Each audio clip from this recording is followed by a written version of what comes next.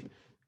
So I'm a big fan of yours, man. I didn't realize when your email was coming through that you were the founder of Wild Foods. That's incredible, man. You guys did a hell of a job. I'm sure you're not alone with that. So I say you guys Been is, a I'm long sure you're part of the journey. team. Yeah. Yeah, man. What a cool email to get, man. Cause I started, I started shopping around, your website. And of course I looked into, Colin.coach, and I was reading all about you and some of your Cool, articles. man. And That's awesome. yeah, your stuff is so on point, man. In today's world where, you don't see too many people.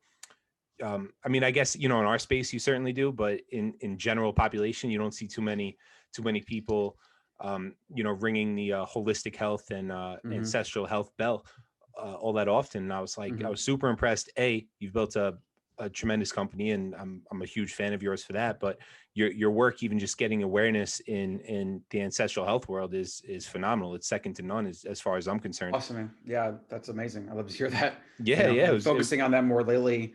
Um, as certain things with the company have been able to happen to where I can just focus on content and education. And the thing about Wild Foods, which we should talk about complete other things, right? But with Wild, it was like I realized that I wanted to use really good ingredients to help people eat and live better, right? Like, so yeah, fundamentally for me, it's always about awareness and education. And so like real food with a capital R with a capital F is something like getting in the kitchen, not eating out of packages, not eating at restaurants. Like, I know that's the hard thing in our culture today, but it's just like, it's not sustainable long-term for health. Unfortunately, we have to control yeah, what we put in our body. And the only way to do that is in the kitchen. And so yeah. I'm just like on that mission to just wake people up to a lot of these cultural and societal mismatches, as the ancestral perspective is. It's a mismatch of environment, and most people have no freaking idea. And it's just really unfortunate. Yeah, yeah, you said it, man. I second, third, fourth, and fifth, your thoughts on that, 100%. Mm-hmm. Yeah, how did you I know we don't have to go too much into your company. I'm sure you get asked these questions all the time, but I'm curious in you know, you seeing something, and I'm assuming that um uh, a lot of people see if they're looking to get into the, real food or supplement or anything like that game, and some people that I know personally are often turned off and say, you know what, it's an oversaturated market. There's so many MCT oils out there. There's so many, cacao nibs and Mm-hmm. all these different, whole real foods. Um, how did you what makes you different? Or I'm assuming maybe you had that thought at some point, like, oh, there's so much of that out here. What gave you, kind of that extra push to say, you know what, screw it, I'm going to throw my name in the hat. I'm going to put this out here. I believe I have, you know, Yeah. just as good, if not better, products and sourcing. What kind of pushed you to really pursue that? Yeah. So for me, I don't like to ever answer questions like this in a I'm better or us versus them kind of perspective. And I think that turned off a lot of people because honestly, there's a lot of really great products in the market. And there's a lot of people that do maybe certain things better than others. But if you look at we'll kind of go in the business marketing, branding rabbit hole for a second. But Naval Ravikant, who's somebody I've been following for a long time, he recently came out with a book, or somebody came out with a book about his ideas. And he has a really good line that I keep telling people. He's like, in the future, there's going to be 7 billion monopolies. What he means is every person is going to be their own brand, and they're going to have a monopoly on their own brand because they're the best at being themselves, and nobody can replicate that, right? So you kind of take that idea and you take it to any brand, right? Why are there like 20 car brands? Or I mean, there's probably more than that. I don't even know most of them, right? And a lot of them can be sustainable long-term businesses that can make profit and whatever, even though in some cases they're creating a commodity and they're just competing on features or whatever, right? Certain brands and certain messaging appeals to certain people, and that's why they say attract your customer avatar, speak to those, that person. Like, we're never going to be that fitness minded kind of CrossFit supplement brand because we appeal more to like maybe somebody that likes to cook and is at home and cares more about like the environment and quality and ingredients or whatever. Whereas a lot of, like somebody in CrossFit, for example, or maybe in bodybuilding, they want just like performance, flavor, convenience. Like, there's just different values Right. that each brand, at least the good ones, they identify the values that they can speak to and that they can serve the best ideally. And then they, focus on that and they become known for that. Right. And if you look at any business use case of any company that struggled with this, brands that deviate from that core mission and that core audience and that core marketing that they can serve, they always suffer. Like the Lego brand I'm reading a book on them. They almost went bankrupt multiple times, and they're like one of the most iconic brands on the planet because they did too many things. Yeah. Apple, when they were about to go bankrupt before Jobs came back, they were doing a bunch of crap. And he's like, no, we're getting rid of literally everything, 7 products. That's it. So that kind of answers the question in a roundabout way. Like, every brand appeals to people differently. And really for me, it's rooted in my passion and what I'm passionate about and what matters to me, real food, holistic health, understanding where we came from, the mismatch and all these different principles of ancestral health that, like you said, they're not really mainstream. They should be, because like game changer for people. Right. Yeah. And so for me, I'm just trying to educate people, get them a little bit more back in the kitchen, get them outside and get a little bit of vitamin D, which we know in 2020 is very important. Oh yeah. And just doing all the things that we kind of already know. If you look at any research around humans, like anthropologists kind of know what's going on. They study natural humans, their natural environment, yet for some reason they're not really getting the microphone that they should, and they're not the people that you're going to for nutrition advice, right? Even though they literally should be. Instead, Right. you're going to experts and doctors that sit in a lab, in a lot of cases are overweight themselves, and then they're supposed to tell you how to eat because they took some polling data and they try to put it together or whatever. Like, Yeah. so. And so often I think when you talked about CrossFitters, for example, or athletes looking for that performance, whatnot, more often than not, I find as a trainer, they're finding that with real foods. They're finding that with cutting out the pre-workout of the whey protein with 37,000 ingredients and preservatives And or whatever. artificial sweeteners and crap. Yep. Oh yeah, yeah. And they're opting for, whether it's the grass-fed beef, the wild salmon, or the, if they are into CrossFit or bodybuilding, some kind of starch like sweet potatoes or yams or what have you. So I think what you're doing is great. I think that I think that you'll hit that niche more often than you won't with people who are looking for true performance enhancement through natural food. So that's awesome stuff, man. Yeah, appreciate that. Yeah, it's all Yeah, about no the long doubt. game, the infinite game. Yeah, I like that. I love what you guys are doing. So you mentioned, I have this question. This has been burning on my mind all day. You mentioned vitamin D, and I'm just curious with COVID and everything going on. First off, so you're in Texas, I'm in New York. You guys have, I think, a Republican governor. We have a Democrat governor. So things are, and I'm sure you share this on I'm sure you're not a big political guy on your show. Neither are we. We are not into politics and I stuff was, like but that. then I stopped because it was taking over my brain. I realized it was not conducive for my health and Dude, sanity. that's me today. Me too. Yeah. I read way too many posts today and way too many things. So we're dealing with a whole bunch of lockdowns, indoor Yeah, I dining know. going It down, just and drives me nuts. yeah, and they're knocking on the door of closing the gyms again and salons and all that stuff. Yeah. So how are you guys making out in Texas? Just for my own curiosity. It's mostly just people shaming you for masks, and every business basically asking you if you have a mask. Yeah. That's really the only things that are going on. I don't think they've been doing any business closures or anything. We've had it. I mean, they did that for a while, I think, but then then he kind of pulled it back or whatever. And Yeah. I don't know. I mean, I'm near Austin. I live right outside, but I go in often enough. And it's a pretty liberal city, and like it's not really Texas at all. It doesn't represent all of Texas. It's kind of like this little island in the middle. And I love Austin Oh, for a lot of reasons, right? But the I politics gotta, are, you know. yeah, I got to cut you off and tell you, I visited Austin maybe about 2 years ago. I was actually out at Honored Academy. I was at they had a Muay Thai. Aubrey's place. Yep. Yeah, they had a Muay Thai training camp out there. I went for a couple of days. I got a foundations, like a certified trainer certification from them as well. And I was out there, and before I went, I was like, oh man, this is gonna be crazy. It's gonna be all like cowboys running around, and Nope. and yeah, I got there, and it was like you just said, it was like the most It's like hipster California liberal almost, town. like Yeah, in the middle of Texas. Yeah. I compared it to Williamsburg. I'm from out in New York. It reminded me Mm. so much of Williamsburg, and it was really cool. It was like, but It's a it great was so place. shocking. Yeah. Oh yeah, man. Yeah, I would love to. I would love to spend more time down there. I didn't mean to cut you off, but I didn't want to forget that thought. When I seen you were from Austin, I was like, man, I got to tell him I went there, expected a bunch of cowboys and craziness, and nothing of the sort.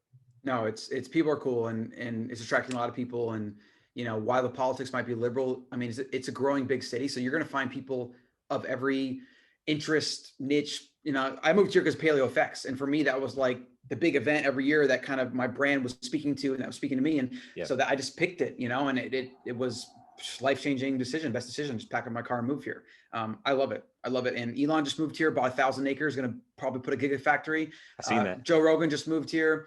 I'm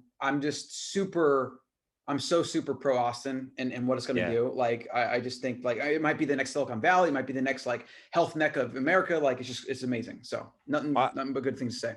When you say health mecca, I think you guys are certainly there. I know Southern California has a big, a big presence there as well. But I noticed that as soon as I was out there, definitely have some really great barbecue out there. But I Mm. checked out that place, Picnic I was at. I had some great Yep. food, Yep. and yeah, just going around, what a health conscious area, and I was so impressed by Mhm. the choices you had for good holistic food, because we have some health places out here, but the top things on the menu are like brown rice and chicken breast, right? Right. It's not like Yep. you're not getting like that real like nourishing food. So it's certainly I love Austin, man. Good for you. Yeah. Great Where place. were you Mhm. from before that? I was in Fort Myers, Florida, so Southwest Florida is where I grew up. Oh, okay. And and funny enough, I had a CrossFit gym back there.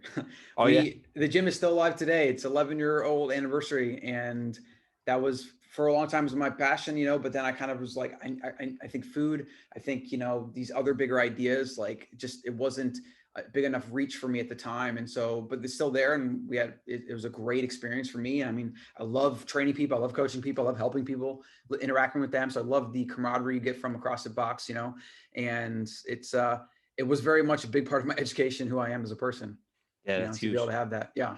Are you actively coaching now? No, I'm just straight coaching myself, but Okay. just focus on online content, writing and my podcast and stuff, just trying to do bigger things to get that message out there, because it's tough, it takes a lot of grind to really get any message out there, even if it's a message that can save people's lives, like get them Right. off pharmaceuticals, get them, you can lose. I have people on my YouTube channel that say they've lost 50 pounds, just like doing an animal-based diet or carnivore diet or a paleo diet or whatever. And I'm just like, Yeah. nobody talks about this stuff, like it's just No. crazy. No, yeah, exactly what you just said. You hear mask up, vaccine, social distance. Yeah. You don't hear Stay inside. yeah, oh, exactly. Yeah. You don't hear take care of your immune system. And it's here you get a lot of people, the people who are, the anti-mask and all that stuff there. It's a lot of 99.9%, bro. Mm-hmm. I feel, I know people who could easily fall in that 0.1%. Mm-hmm. And it's a shame, that they didn't come out and say, get some sunlight, move around, Yeah. eat the right foods, put down the Yep. garbage, manage your sleep, manage your relationships, manage your stress. Arguably they could have saved millions of lives if they would have kind of stuck to that narrative. But like you said, and to me, that's where I get the most twisted about this whole, about everything going on, and I go online and I put these rants out there, and I try to educate, obviously, through my coaching and through Mm-hmm. the podcast, the same way as you are. But wow, what a sin, man. And I don't know, it sounds like you guys have it a little better than us, because we are a pretty left-leaning city, and it's mask up, it's this, that, the other thing. And it's all fine. I don't have a problem wearing a mask. It's not, I don't love it. I go to Mm-hmm. the gym, I wear one, and I do what I got to do. But damn, as far as educating the public on avoiding being in that 1%, they dropped the ball pretty well. Yeah. Yeah. I mean, yeah, it's hard to say because I mean, this stuff has also been going on systemically for years, Yeah. right? Like, you're not going to cure 50% obesity rate in a year, even if we had something that was 10 times deadlier than COVID. I don't know. And this might be my kind of pessimism of the masses talking. I just don't know if people are going, if a message that is like, take responsibility for your life, do the hard work, make better decisions, like make hard choices now so you have an easy life later, right? Versus easy choices now and having, hard life later. Like, I just don't know if that message will really stick, because unfortunately, a lot of the people that are tuning into mainstream just want, like, they've been literally bred by their environment and by marketing and big pharma and big corporation, big food, to believe that they have the answers for them. And they'll always give them a quick fix, a quick vaccine, a quick this, or a quick, Right. meal and package or whatever. And it's just like, we're talking about like a cultural shift that's going to have to happen. And my concern, and I've been talking about this a lot, because I like to think like, what's going to happen in 100 years? I see our species diverging into two distinct hominid species, basically, where you have kind of on one side, you have the thriving in a modern environment species, where you're using technology and tools and new exercise methodologies and proper nutrition supplementation to literally become the best you can be. And then you have everyone else that's in a modern environment that is not doing any of that. And the environment is actually making them sicker, faster, right? And they're devolving at a faster rate, right? And I think like 100 years, what is it going to look like? Like are the fit human 1.0 or 2.0, whatever we call them, are they going to be dominating the other species? Like, it's actually pretty scary, because if you look at anything that ever divides humans, tribalism kicks in. That's our natural innate instinct to say us versus them, Republican versus Democrat, this versus that, whatever, like black versus white. It's always something that when you focus on the differences and the divide, we just basically take up arms and we say, you're now my enemy. And it's like really scary, I think, if this trend continues. And I mean, maybe science will come through, but I mean, honestly, what science has given us is big medical, big pharma, like millions and millions of people dying from things that they shouldn't even been prescribed in the first place or overprescribed. Like, I don't know. It's actually pretty scary, to be honest. Yeah. Back to the immune system talk and all that stuff. Why do you think now with our podcast, we don't get really too political, but if it comes up, it comes up. In your opinion, why do you think that you see these people in these positions, governors, mayors, the president, etc.? Why do you think that you rarely hear any immune system tips, any because it seems like common sense, right? I mean, a lot of people you talk to, like, yeah, of course, like if you have a stronger immune system, you're more likely to beat a virus. Why do you think they're not ringing that bell really whatsoever? Do you have any like theories or an opinion on that? Yeah, I haven't thought about that specifically, but I have thought about why a lot of these local politicians have been as aggressive as they have with a lot of things, like let's say lockdowns or whatever, right? And there's people that have been writing about this and talking about how just like they're trying to be overprotective. One, because a lot of the crony politicians and like politicians, I have a very low opinion of them, but you see them literally blaming each other for deaths and counts and like crap that hasn't even been substantiated. It's based on just like some numbers and is like to blame somebody for this thing or like some person in your jurisdiction happened because you did this or didn't do this, whatever, is completely and utterly preposterous, but it's become political ammo. Yeah. So if you have the deniability of saying we locked everything down and we did this and we did all these strict measures or whatever, even if it literally makes no sense, even if science doesn't back it up, even if it's a violation of constitutional rights, these people care more about that and not getting that political fuel or having people able to blame them because they can always just say, oh, I did what I could. Right. So I think the system itself is set up in that way. Because if you think about it, it's a risk to say we're going to open up. We're not going to do anything. We're going to watch like what Holland's doing or Denmark or whoever's doing like no masks. Right. And if they have great results to that effect, okay, cool. Everyone's like, yeah, good job. But if they don't have good results or there's anything that gets twisted with the numbers or anything to which they can take that and blame the person, then literally the whole world is blaming that governor or that person for doing that, for taking that risk, even if that risk was a small risk and even if it was the right decision, right? That's the problem with politics. A lot of times it's not about the right decision. It's about the political risk versus not, or the political reward versus risk. So that's just my theory on that. Yeah, no, you see a lot of that. And I appreciate you sharing that. Let's get out of the politics for a second. Let's leave that on the back burner. I'm really interested in your so you are obviously you've dedicated your life to health and wellness and your devotion to ancestral wisdom. So you said you're not actively coaching, but when you were, and I'm a fitness guy. My partner Blake, who I do the podcast with, he's the owner of a CrossFit gym. So there's always that aspect to, I'm not a bodybuilder per se, but I still do those style of workouts. I do a lot of compound lifts and a lot of kettlebell work, of course, stuff like that. What is your your fitness philosophy for people? So, eat whole foods, get sunlight, supplement if necessary. What is your fitness recommendations look like for somebody trying to reverse their health a little bit and get into shape? Yep. So I'm always over the years thinking about how can I reach the most people with a message. So for me, every single person listening, every person that I interact with in any way, I ask them, are you taking a 30-minute walk a day, ideally in sunlight? If you're not, that's the most important thing that you should be doing in your life right now. Take a walk, right? All the benefits that come from moving, getting outside, getting in nature, whatever, and do it in direct sunlight without sunglasses on. Get that vitamin D in there, okay? That is something every human should do. Because like our ancestors used to walk 13 to 15 miles a day. Most people walk to their car, to the store, to the car, back home, or a quarter mile, if that. And in New York, you actually see people in the streets are pretty fit usually, and they are walking and moving a lot. There is a correlation to that, even though, it's not just like about being lean. It's about, for me, being healthy and long-term sustainable, right? And movement daily is a first principle of human health. You just can't not do it. Astronauts, I think they have to exercise 3 to 4 hours a day just to make sure that they don't atrophy away, right? That should show you how important movement is for the human animal. So walking 30 minutes a day. And then beyond that, if you get outside and do absolutely anything, right? And again, we're trying to hit mass appeal. We're trying to get as many people as possible doing these things. And then you can kind of keep going up each level based on what you want to do. Like CrossFit, and the goals for a CrossFit are way different than the goals for somebody that like just wants to be healthy and feel good and maybe lose 10 pounds or 20 pounds or just wants to maintain their weight, right? So if you get outside and take your walk, and then you do absolutely anything, gardening, I don't know, the walk could be a hike. So you're going up hills and down or whatever, playing with your kids in the yard, doing some yoga, grabbing a few dumbbells and just like doing random stuff, doing some air squats, doing some push-ups. It literally doesn't matter, right? And what you could do is you take 30-minute walk, 30 minutes of anything else that's active. And you have an hour now. I mean, for most people, like 80-20, they're going to add years to their life doing this. Like if you implement it today and you do it forever, like for some people, it will be the difference between living 5 to 10 years or not, right? Like that's insane. Just from this, just from basic movement and some vitamin D, right? And it's kind of sad that we have to tell people to get vitamin D. I mean, like it's insane. It's insane that we've literally created a human zoo, which is our modern environment, and we go stick ourselves in it all day long, and we put ourselves in chairs and all these comfortable positions, and we don't stress anything.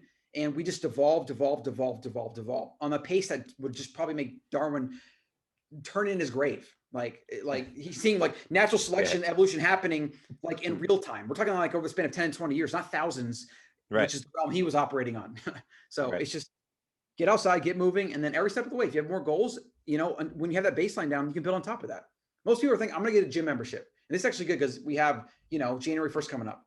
You'll see a spike in gym sales. I saw it every single year. And then I'll see out of 100 people that would sign up for the gym in January, I might see 20 of them last to February. And then February, 5 of them, right? And then like every year, maybe 5 out of 100 people actually end up becoming like consistent members, right? It's just, it's insanity.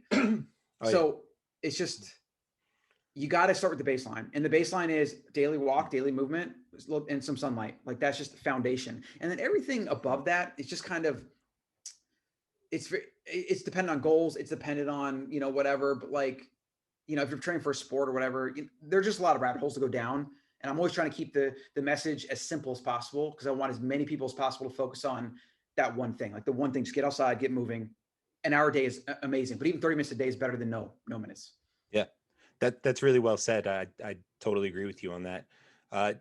I'm curious, what does your routine look like? So you're obviously you're successful, you're busy, you have this wonderful company, you're active, I'm sure. What does your day look like? Do you have any sort of like morning routine that leads you into a daily routine that leads you into maybe a sleep routine? What does that look like for you?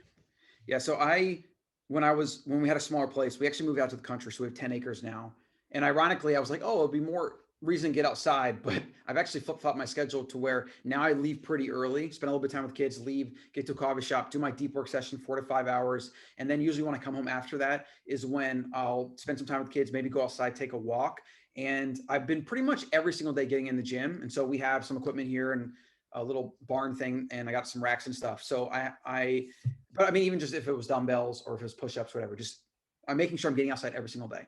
And then what we've been doing is taking a walk after dinner to really, no matter what, to really implement that thing that I know I've needed to do. And I'm not pretending this is easy. Like I've had it on my to-do list to take a 30-minute walk and like build that into my routine, like for months. And it just took whatever it took, it finally stuck. And then the way to keep things like that to stick is get your family involved, make it a ritual, make it a routine. So you don't have to think about it. You don't have to expend motivation, energy points to like do this thing that's going to then take for something else. And that's what all habit research is about, is removing the friction, making things automated so you don't have to think about them. Because if you have to constantly think about things, there's always going to be an expense you have to spend. And if like you're stressed out from work or tired or whatever, and you need some room to make a good decision, it's just not there.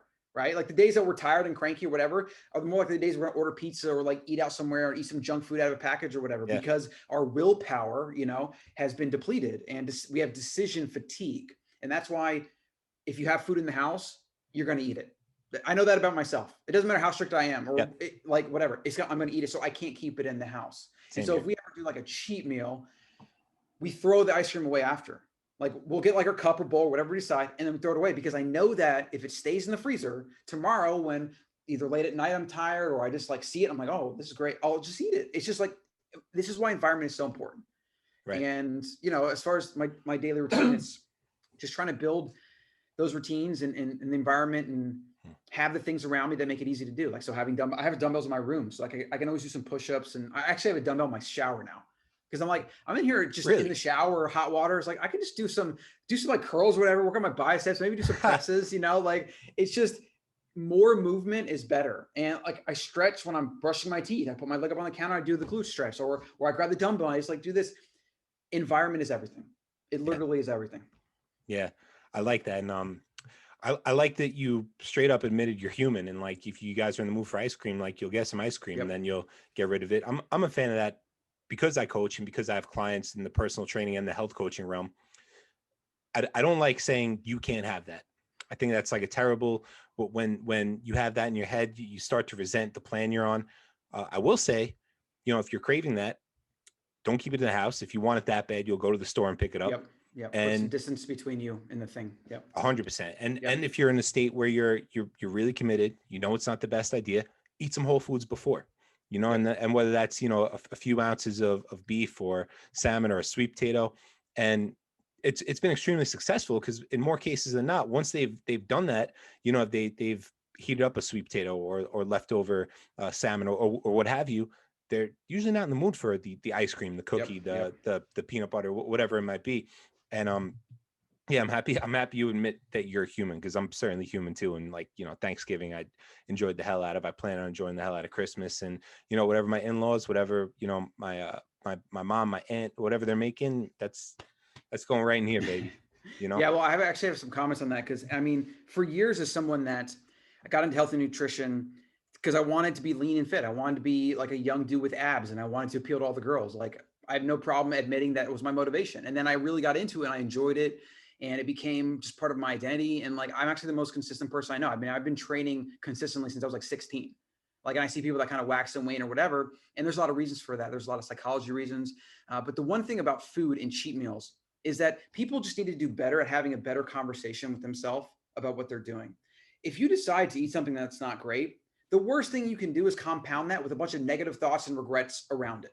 So when I eat something Sure. like that, I'm like trying to enjoy the hell out of it and be like, this is a gift of the abundance of my life right now and of society and culture and the ability that I can do this. I'm nothing but grateful.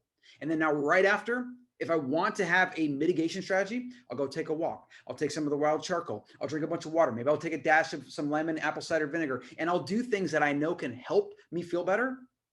But I'm not obsessing about it. I'm not worried about it. I'm not beating myself up about it. And so much of what people get stuck into is something that you may have heard of, but it's the sunken cost fallacy. And I've been thinking about this a lot lately because I read it somewhere. I think Naval was saying it is like basically all of the problems that most humans have in just like development and habits is some kind of sunken cost. So we believe that our past is who we are. So we create labels around who we are and it keeps us from things. We think we spend a bunch of time on this project, even though this project is not panning out and we should probably cut our losses, but we keep going because we don't want to lose the time we put into it, right? There's just a million reasons to which humans really fall victim to this bias. And it's the same thing. Like if you spend some energy or some time eating some not great food, like that doesn't mean that's now who you are. It doesn't mean that is now what you should do forever. And like people say, well, now my diet's shot, so I'll just start Monday or Tuesday or whatever. And like these really bad labels and judgments that are based on human psychology, because humans evolved in the wild, and now we live in an environment where we can get anything on demand. Our ancestors could never press a button. They couldn't even go to a fridge. They had to literally go hunt or kill or process food if they wanted to eat it, right? And now everything's on demand.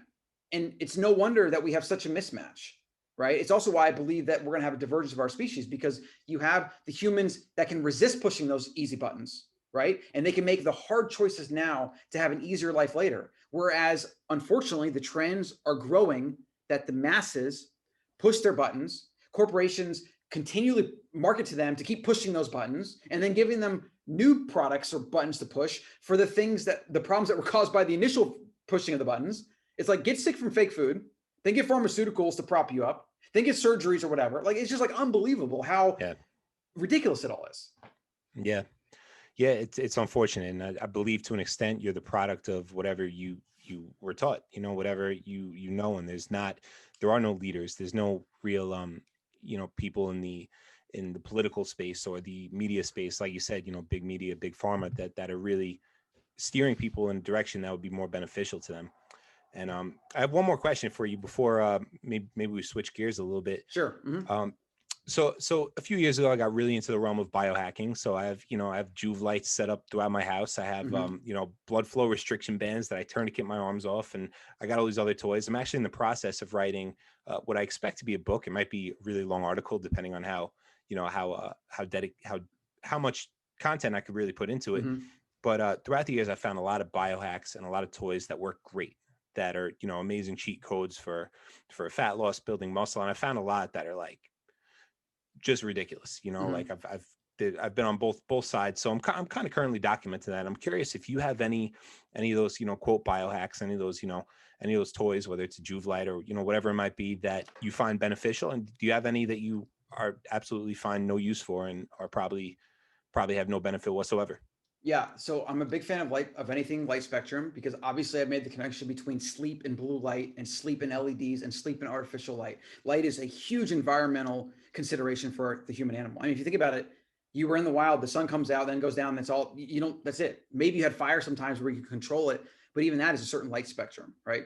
And so when I blackened out my room, got a sound machine, unplugged all my devices at night, so there's no EMF signals or anything, and make sure that before I go to bed, I'm reading a Kindle for like at least an hour, and ideally I'm in low light setting for like a couple hours before bed. And then the big game changer was when I stopped watching Netflix as much at night, and I was watching way less or none at all. I just literally couldn't even stay up.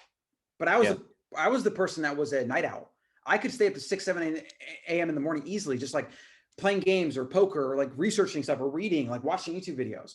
And of course, I'm getting a little bit older. I'm 35 now, and having kids does adjust your schedule a bit. But it's Yeah. like, it's amazing for me how much light affects your biology. And it's just another one of those kind of esoteric rabbit holes that a lot of people don't consider. And it's like trying to bring awareness to that. But I mean, aside from that, it's like, I like very, I like very natural, holistic, like nature-based solutions, because I want things as simple as possible. I Right. don't want more complexity in my life. And for me, I'm not training for anything specific, right? So I'm more like GPP, general fitness, like live to 100 plus years and being fit and strong and lean the whole time, right? So I think that, as it goes with everything, if you want to become an Olympic weightlifter or elite level CrossFitter, you're gonna have to do a lot of different advanced things that for me and most people are just completely a waste of time, because we don't have the same goals. So I think biohacking is a similar thing. Like, I think people need to ask themselves, what are they trying to accomplish? And then yes, some things have a more of a pronounced effect. And that's also based on biology though. Like if somebody's like vitamin D starved, and they're in front of blue screen light all the time, and they're in an office or whatever, and then a Juve just makes them feel amazing, it's like, that is great. But then some other things, like, I don't know, I don't even know all the other ones, but there's like a lot of different hacks like that, it just might not serve them as much, right? So Yeah. as it goes with everything, the key and the answer to anything that's complex is you have to test and experiment and figure it out for yourself, Yeah. right? So I think some of this stuff's great, and it's just going to have a different result depending on who you are and what you're trying to accomplish. Yeah, 100%. Now, what about like are you a fan of like gratitude? Do you have any type of spiritual practice? Again, I big fan of your company and look up to what you do. So, I'm sure my listeners as well will want to hear some tools to success. Do you have any practice like that might contribute to your everyday routine, to your success? Yeah, I could go on and on about this. Like, it's actually what I think I'm going to be doing with my life in the future. I've been really identifying what I want to do with my life. What's my next big thing? And it keeps coming down to the mind. Like, I want to build better humans. I've changed the name of the podcast. It used to be Ancestral Mind, and I changed to Better Human. I'm redoing my YouTube, everything. I'm just like thinking about how can I help people become better? Because for me, it's like the pay it forward effect. If I can get more people more aware, become better, take back control of their health and their mind from the things we talked about, big pharma, big government, the masses, like you have to opt out of the status quo in a lot of cases. And when you do that, you can then master yourself, self mastery, become the best you can be, right? See through, like, take the red pill, they say, see through the matrix, and then you become a freaking beacon of example for other people to follow. And that's just what fires me up the most. Like, I just love when I see people taking personal responsibility for their life, getting real results, and then them able to walk around as like walking billboards. And then other people, at least in some way, maybe they sleep a little bit better, maybe they eat a little bit better, maybe they're motivated to get in the gym. Like, monkey see, monkey do is the greatest threat to our species, but also the greatest potential for change. the only way the masses change is if it hits a critical mass where enough people are doing it, and then the masses will adopt it. The masses would eat real food and they would cook every meal at home if enough people started doing that, and that became the standard. But because the standard has become fake food, convenient food, eating out, whatever, that's what everybody does. And so people like you and I are outliers because we opt out of that system. So the question about gratitude in the mind, I mean, there's a lot of different things to discuss, but for me, I've been thinking a lot about peace of mind. So I guess I'll answer this question with the difference between happiness and peace of mind. So in the Constitution is, the pursuit of happiness. But in American culture, that has been, we've been indoctrinated to believe that that means make money or be successful. Everybody thinks they make money, be successful, and get a high paying job, they're going to be happy. And then almost nobody's happy because that equation is an incorrect equation, doesn't add up. Okay, so Naval talks about this a lot, and the Almanac of Naval, you can actually get the free PDF on, you just Google it, but I mean, there's so much wisdom in that, it's insane, but he talks a lot about this in kind of the happiness section, and he makes some quotes that I don't remember about peace of mind is what we really want most of the time, but what we think we want is happiness. So happiness is more like a joy state, and you can definitely use gratitude to refocus on happiness, but what I've found is the first thing, before you can even try to be happy, you have to remove a lot of the stress and a lot of the craziness that comes into our eyes and ears, and you have to seek peace. Then from there, you have clarity to see everything. You have clarity to realize that most things don't matter. You have clarity to realize that like your family in front of you is the entire point. So why are you wasting away trying to make a bunch of money because you think that's going to make you happy? Like peace of mind is like the foundation, right? And Love if that. any of the mindfulness and meditation, Buddha, any like Eckhart Tolle, any of that stuff is basically about trying to silence our monkey mind and get down to basically a no state, a no mind, to where we just observe and we don't label, we don't judge. And then from there, this is what I like about it. And this is what I feel like you don't see in the spiritual teachers. They're usually focused on removing. I want to remove and then add on things on top on purpose. Like more family, more purpose, more helping people become actualized and become better, bigger ideas. Like I want to make money, but I want to make money doing things I really enjoy doing. And I want to make money only because it means that other people are living better lives as a result of whatever I'm doing. And so that's why the idea of like infinite gain for me is so big lately. I've been thinking about if I can make it so that every day of my life I wake up and help people, and I can find out the different vectors to do that, then really the money doesn't matter, the numbers don't matter, the YouTube subscribers don't matter, because I'm playing my infinite game, which is a game that you play forever, and you're not trying to win, you're just trying to play, right? And that's where you get into like flow state, and that's where you get in like artists, they do art and they love it and they'll do it forever, and if they make money, that's great. If they don't, like at least they're living, they're finding purpose and meaning in their work. So it's a huge question, but it's like, Yeah. if people can focus on just trying to get peace of mind and removing things and keeping life simple and keeping in focus and be self-aware, you can then build on top of that. But what most people try to do is they try to just keep add things. They if I add a meditation practice, it'll solve everything, while they haven't addressed their childhood trauma or their relationship, they're not communicating and it causes all this stress, or there's just so many things to which you have to remove things first. That's how humans basically do anything, I feel like. Most habit research also shows this. You're better focusing trying to remove a bunch of things, remove complexity, remove a habit, versus trying to just add things. And most people, we just default to buying something or getting a new plan or a new program, and we don't address any of the foundational stuff. Yeah. But that was one incredible answer. I know you said that was a huge question, but that was a huge answer, man. That was beautiful. Yeah. And I can relate to that as far as, I've been using one word in my head, as far as, spending and a bunch of different things go. And that word's value. And that goes with every post It's like I've a been mantra? making, every value. Value. Correct. Yeah. Yes. Yes. And it's not value in the sense of it's more, does it bring value? If I'm buying something, does this bring value? Does this bring me real happiness? If I'm posting something, will this bring other people value? And that's that's been the mantra of this podcast, as well as my whole, social media experiment. Because when I first got into it, I was maybe 26, 27. And of course you post saying, I hope I get this many likes. I hope that people share this. I hope that whatever. And it was never, it wouldn't always respond that way, and it would be somewhat defeating. I'm like, man, I spent so much time on this blog, on this this article, this podcast, this whatever it might be, and it just came to me where I was like, you know what, if I'm providing value, it'll take care of itself, and whether it's getting more clients, or whatever the case might be, getting more questions, helping more people. And it all comes back to value. And what a great answer, man. And you know what? I don't even want to ask any more questions. That was mind blowing. I'll leave it like that. I'll leave it just like that. But real quick for my listeners, if you want to continue and go on for a little bit. I know you I got have a few another questions cast for in a little you, bit. and that way we can put Oh on the yeah, whole podcast. But I have a few questions, and excellent. then well, I have a hard stop at right before 3, so Okay. we'll just go until then. Yeah, works for me, 100%. Okay. Did you say you had a question first, or you want me to go? No further questions, man. Okay, cool. Yeah. So you coach, so you have private clients, and do you do group classes too? I'm just trying to paint a picture so I can ask good questions. Sure. So I did group clients. Now, because of the state we're in with the pandemic, we're not allowed to have group classes. So I was the strength and conditioning coach at a gym called Staten Island Muay Thai. That's now called Legion Muay Thai. I actually haven't worked since they changed the name. I haven't worked there. This was back in March, but that's what I was doing. Outside of that, I'm a certified health coach, and yes, I have private clients, health coaching, and I'm more into the fitness side. So I do a lot of personal training. So is that in person?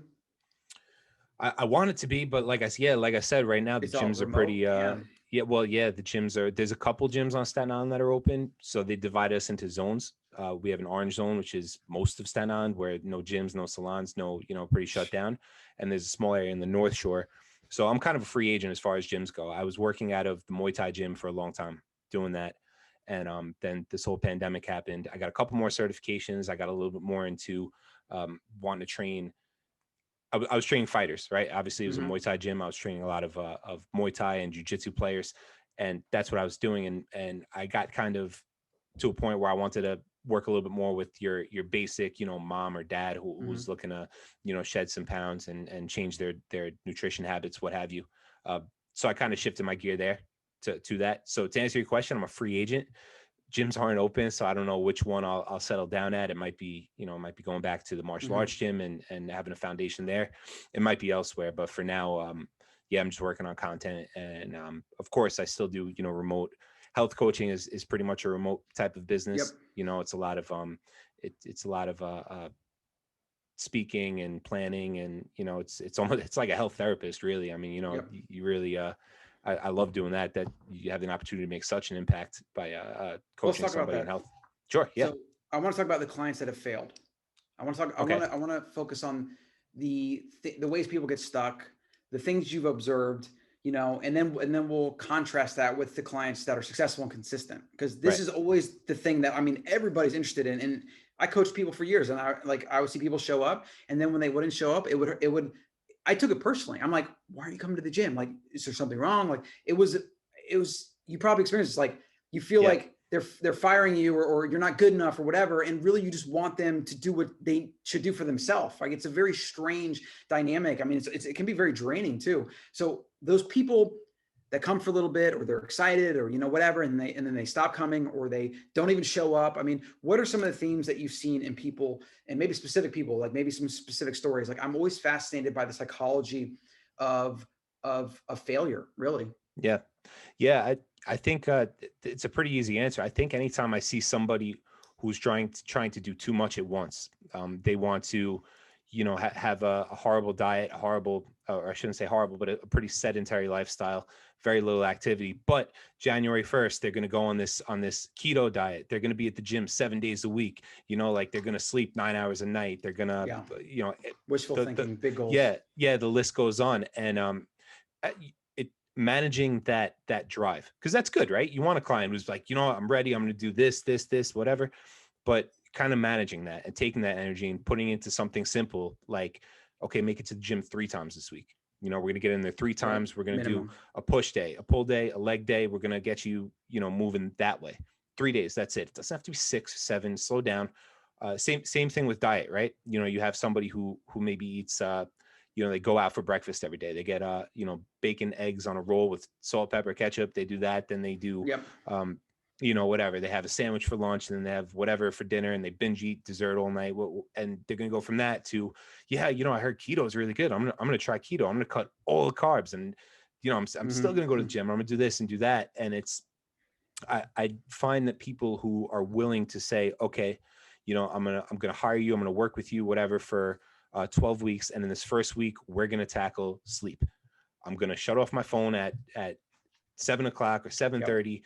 I'm going to wear those silly, goofy glasses you told me to get me if I do need to watch a little TV or read off my iPad.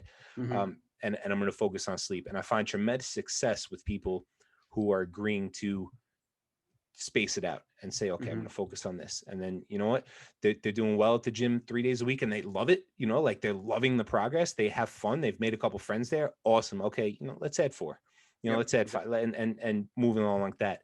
And pretty much that's, I think that's really the base, anything I've seen in either success or failure. Success are willing to take those small steps. They have a burning desire. Often it's the doctor tells them that I had a client, a doctor told him, your blood pressure is too high. I think he was going for the fire department, so he was training for the FDNY physical. And he was like, I can't even pass you for the medical. You're so out of whack. And his father was a firefighter. That was like his dream job, like he's like dying for it. So I don't know how he's doing now. Hopefully, he stuck with it, but we were able to get him on a routine. We slowly broke down his nutrition, his hydration, his sleep, his movement, all that stuff. And we were able to see success story because he had a light at the end of the tunnel. He had a reason, something he was chasing, which is huge. And that goes for people, I'll often, why people need a why. Yeah. So powerful. Yeah. You know what? I mean, I tell people that all the time with say something like a Spartan race, a marathon or half marathon. Take me, for example. I'm not really a runner. Really, like, I'll go for runs here and there. I knew how awesome it would be to be able to have a New York City marathon under my belt. So I signed up for one with zero training, no training.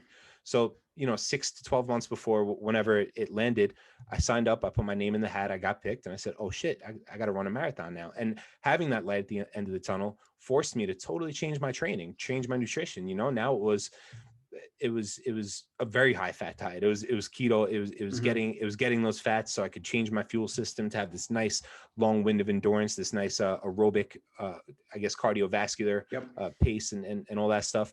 And 4 hours, 55 minutes, not the best time, not the worst time. I didn't stop. I was able to do it. And often I tell people, sign up for that Spartan race, sign up for that Tough Mudder, that marathon, that half marathon. Having a goal at the end is really helpful. And being able to space out, I shouldn't even say space out, but being able to pace yourself on the road to improvement, I think is the major difference between success and people who are just like, I can't take it anymore. This, I feel so restricted from this food and I feel like I have to go to the gym, and it'd be so nice to seek out that comfort of sitting on the couch and eating, chips, cookies, what have you. But that's the most common theme I've seen. All the research supports what you just said. So habit research and even goal setting. I mean, what do they say about goals? You need to be as specific as possible. They even say to get down to the dollar amount. So if you want to be successful, you should know, like, you want to make $1 million, 990, whatever, like down to the penny, right? Yeah. Same thing with putting a race on a calendar. If you said, I want to be a good runner versus I need to run a marathon in 3 months. I mean, I'm telling you, psychology wise, they're not even in the same realm, right? Yeah. The why for that firefighter, I mean, I would guess he probably got his goal, especially if it mattered to him that much. He did. Yeah. Oh, that's great. So a lot of people, they might say like random things like, oh, I want to lose 10 pounds or whatever. And a lot of times it comes out to asking a few more questions to identify why. So why do you want to lose 10 pounds? Well, summer's coming around. I want to, do this or whatever. And then, but why? Like, why? And you're like, well, right, I'm going to my friend's wedding and I want to wear this dress that I bought that I currently can't fit into. And I have 3 months to do that. And if you just pull that out of your subconscious and put it at the top of your mind, you're so much more likely to now accomplish that because you have something very, very specific, a very specific target.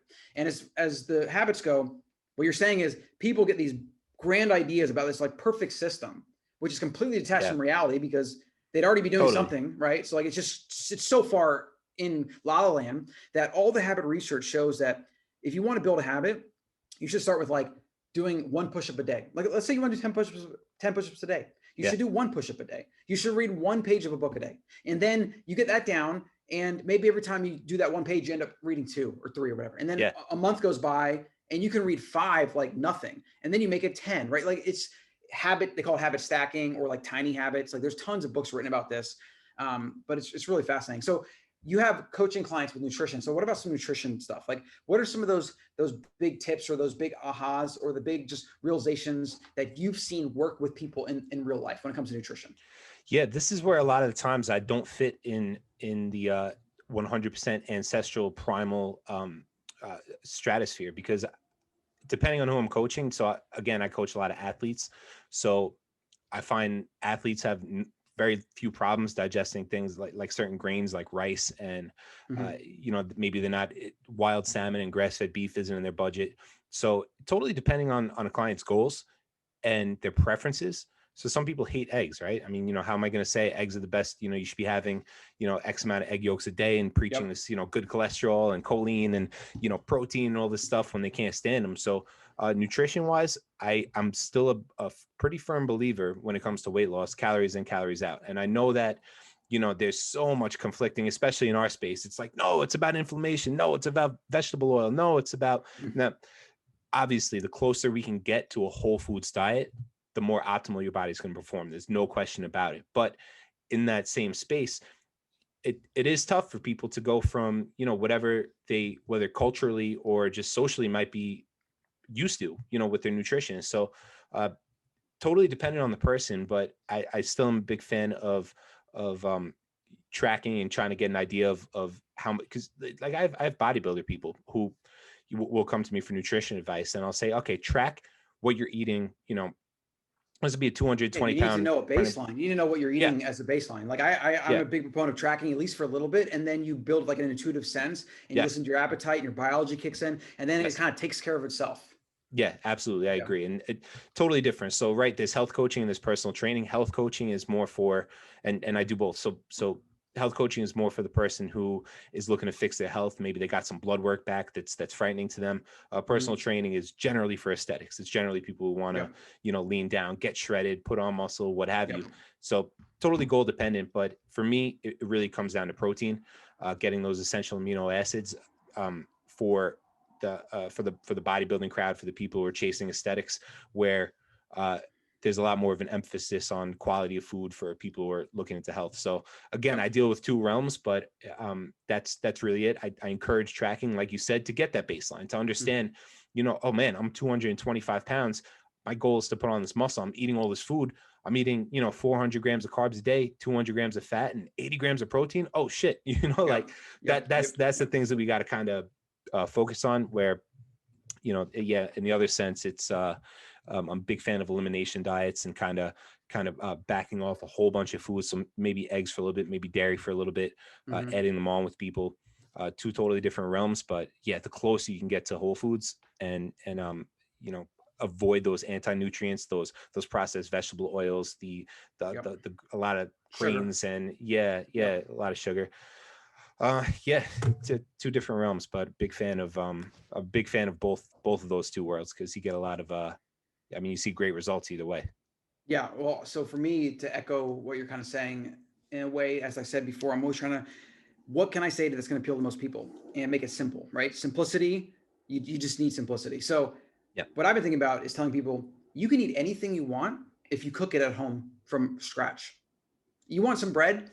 Get yeast, water, and grain, or whatever it is. I think it's like 3 ingredients, and make it. Bread on the store shelf's got like 40 ingredients, right? 3 ingredients made at home, 40 ingredients in a package. Like so.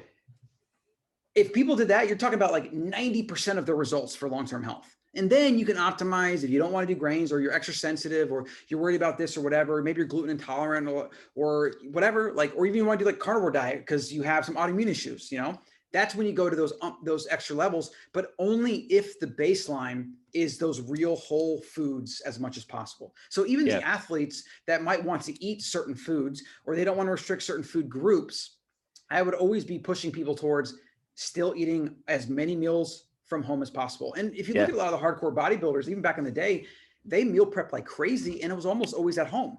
They weren't eating at restaurants and crap. They were literally stacking things in Tupperwares and bringing big things like chicken and rice or whatever. And they were getting so much health benefit out of doing that, even though they were, eating thousands and thousands of calories, which is not long-term sustainable. But there's a lot to be said for preparing from scratch meals at home. And if people just did that, you could make homemade desserts, you could make bread. You want a pie, make a freaking pie. Like, the likelihood is if you make a pie, you probably only make a couple pies a year because they're hard to freaking make. You know what I'm saying? It's like, just as a heuristic, like you remove your options for diet from that, from those easy foods.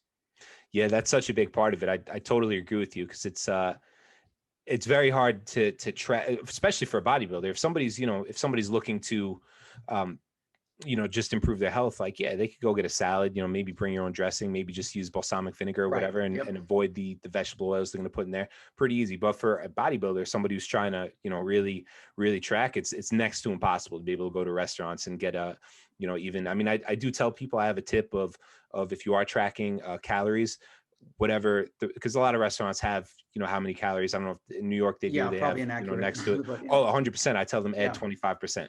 Whatever you think it is, put 25% more, and go with that. But yeah, 100% cooking from home. You said bread, man. I actually learned throughout this pandemic, we started making a homemade sourdough from home. I knew you were going to say that for some reason. I didn't want to.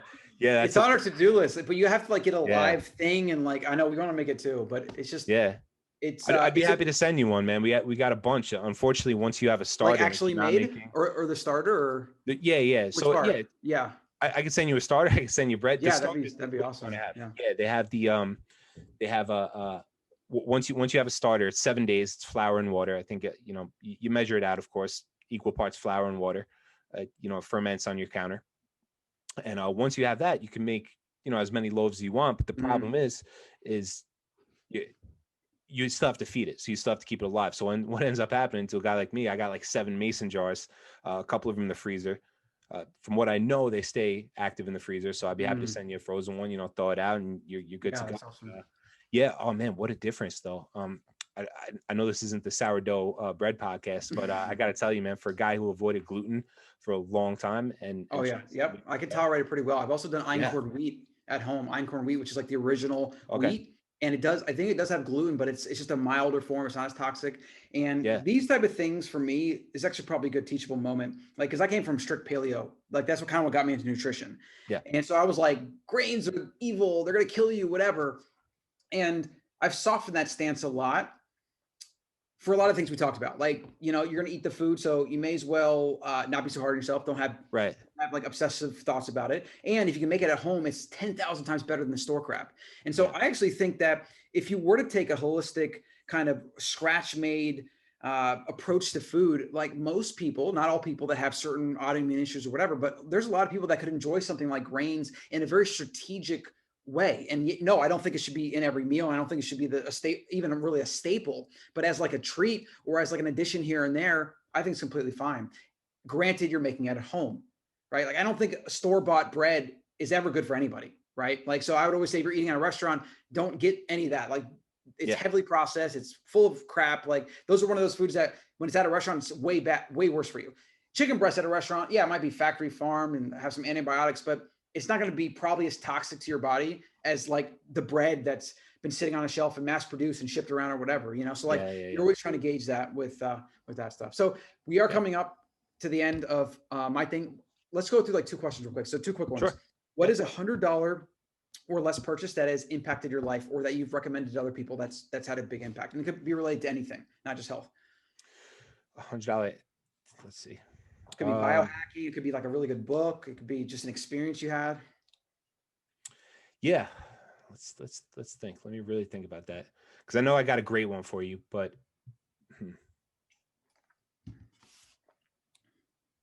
you know what? I'll go with the blood flow restriction bands that I just bought. So gyms are closed. I've never heard of that. Explain that to me real quick. Yeah, so I think they're like $40 or something. They're you can find them on Amazon. They're basically tourniquets that you can wrap around your.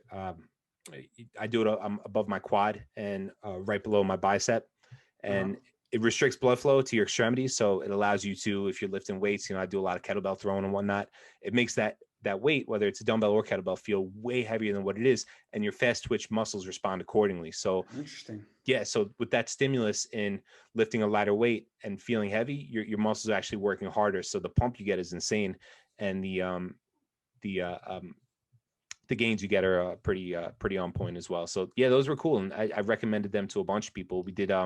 We actually did an episode last week and it was a kind of like one of those like holiday fitness guides. And we talked a little bit about some great gifts you can get for people, stocking stuffers, what have you. And yeah, that certainly made a cool impact for my at-home workouts, considering, who over here, who the hell knows if gyms are going to be open or not. So that's been helping really cool. make my 25-pound dumbbells a lot heavier than what they are. Yeah, it's amazing actually what you can do with a light dumbbell even in your room, like just have it nearby. I mean, you can literally always pick that thing up and do something. I think there's a lot to be said for, consistent kind of greasing the groove, as Pavel always used to talk about. Most people think about fitness as like, I got to drive to the gym. It's got to be this big thing or whatever. But it's like, I could literally go right here in my rug and I could do 20 push-ups, 20 squats, and maybe 20 sit-ups for time. And if I did that as fast as I could, we're talking like a legit workout, right? Or I could just do it just to kind of pump the muscles a little bit and get some blood flowing or whatever, right? Or I could do it very slow and I still have gotten some movement. And so I just think we just need to build that mindset around that. Like, stop making things so big and so grandiose and so complex, and just get down to the basics. Get moving, get stressing. Yeah. So one last question. Sure. What is something that's binge worthy? A show that you've watched during 2020, or a couple that you would recommend? The Mandalorian, easy. Easy. Yeah, we watched that with my son now. He's like 2.5, but yeah. Oh man, yeah, easy. You're a Star Wars guy? Yes, but I'm not a big TV guy, so I can't really. If my wife was here, I'd make her come on and tell, she could tell you whatever. I'm more of a reader, but the Mandalorian. Oh man, yeah, what a show! It's good for sure. Yeah. Jay, awesome. It's been a blast. Where could people find you online? On Instagram at J Campbell Fitness. My website, so for coaching, personal training, and my blog is theprimallifestyle.com. And trying to think of anything else. That would be it. J Campbell Fitness at Instagram, theprimallifestyle.com for pretty much everything else. So on our show, we'll have in the show notes, of course. And then everyone can find me over at colin.coach. They can get the podcast. I got a 7 principles of better human health PDF that everyone should download. And then you'll get a few email videos from me. And so that's where you find me. Nice. Awesome, cool. Man. Yeah, I had so much fun rapping with you, man. Great chat. Yeah, hell yeah.